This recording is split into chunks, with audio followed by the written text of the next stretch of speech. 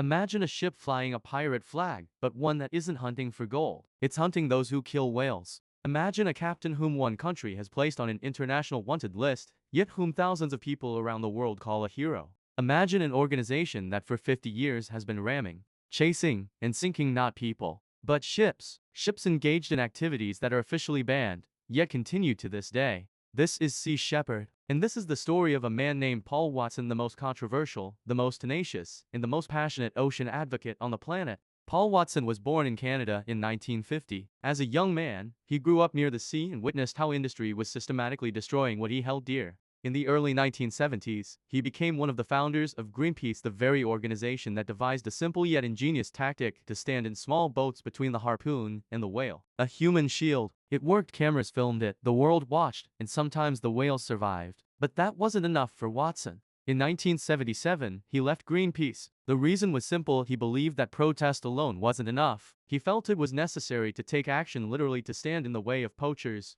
physically block them, destroy their equipment, and disable their vessels. Not violence against people, but direct confrontation with the instruments of destruction. And so the Sea Shepherd Conservation Society was born. The name speaks for itself: the shepherd of the seas, the one who protects the flock even if the flock can't say thank you. Time out. Why the pirate flag? Sea Shepherd uses a symbol similar to the classic Jolly Roger, a skull and crossbones. But instead of crossbones, it features Poseidon's trident and an olive branch of peace. The idea is simple: we are pirates against pirates. Those who illegally hunt whales in protected waters are the real criminals, and we simply act just as decisively as they do. Sea Shepherd's tactics are simple in theory, but dangerous in practice: locate a poaching vessel and prevent it from carrying out its operations. The organization's ships pursue whalers and fishing vessels for months, sometimes in the harshest waters on the planet off the coast of Antarctica, where water temperatures are near freezing and storms can capsize a ship in minutes. The methods vary. Sometimes it's simply surveillance and publishing the poachers' coordinates publicly so the whole world can see who is killing whales and where. Sometimes it's physical confrontation. Sea Shepherd ships get right up close, interfere with harpoon launches, and throw smoke bombs with an unpleasant but non-toxic odor onto the decks.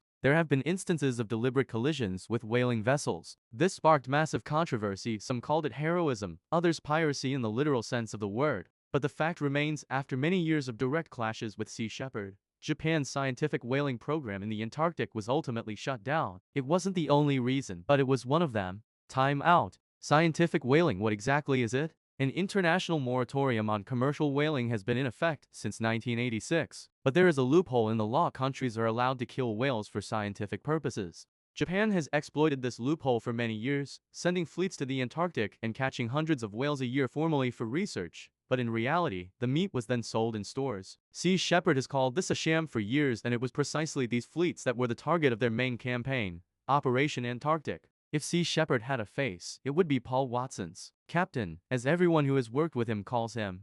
Over the course of 50 years, he became the second person after Jacques-Yves Cousteau to receive the Jules Verne Prize, an award for environmentalists and explorers. But it wasn't just this award that brought him fame. His life has been a series of arrests, chases, and legal battles in dozens of countries. In 2010, an incident occurred off the coast of Antarctica involving a Japanese whaling ship. The charges included damage to the vessel and injury to one of the crew members. Japan issued an arrest warrant for Watson. Since then, the hunt has continued for 14 years. In 2022, Watson left Sea Shepherd and founded a new organization, the Captain Paul Watson Foundation. But the chase did not end. In July 2024, en route to Greenland, his ship was stopped. The captain was arrested and nuked based on that very warrant from 14 years ago. He spent 5 months in a Greenlandic prison, awaiting a decision whether or not he would be extradited to Japan. Watson himself later recounted that from his cell window he could see the fjord, the mountains, and whales. He used those months to draw even more attention to the issue of whaling. In December 2024, the Danish authorities made their decision: they would not extradite Watson to Japan. He was greeted in Paris like a hero, a crowd in the Place de la République,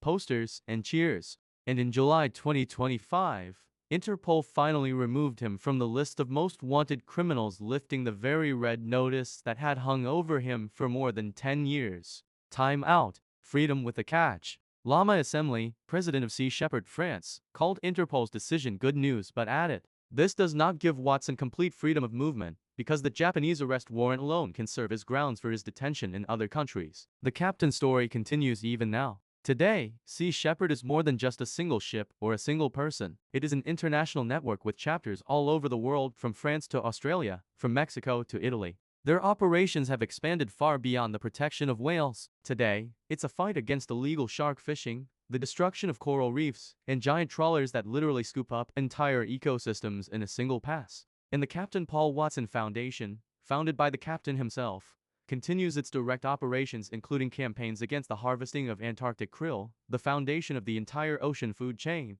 Half a century ago, the idea of standing between the harpoon and the whale seemed crazy. Today, it's part of the global agenda for ocean conservation discussed at the UN, in parliaments, and in the news. Paul Watson is no diplomat. He doesn't believe in compromise. For half a century, he's been called a pirate, a criminal, an extremist, and a hero, a legend, a defender. But one fact cannot be disputed: while others talked about the ocean, he was out there sailing it. And perhaps that is precisely why the whales he defended back then are still swimming today.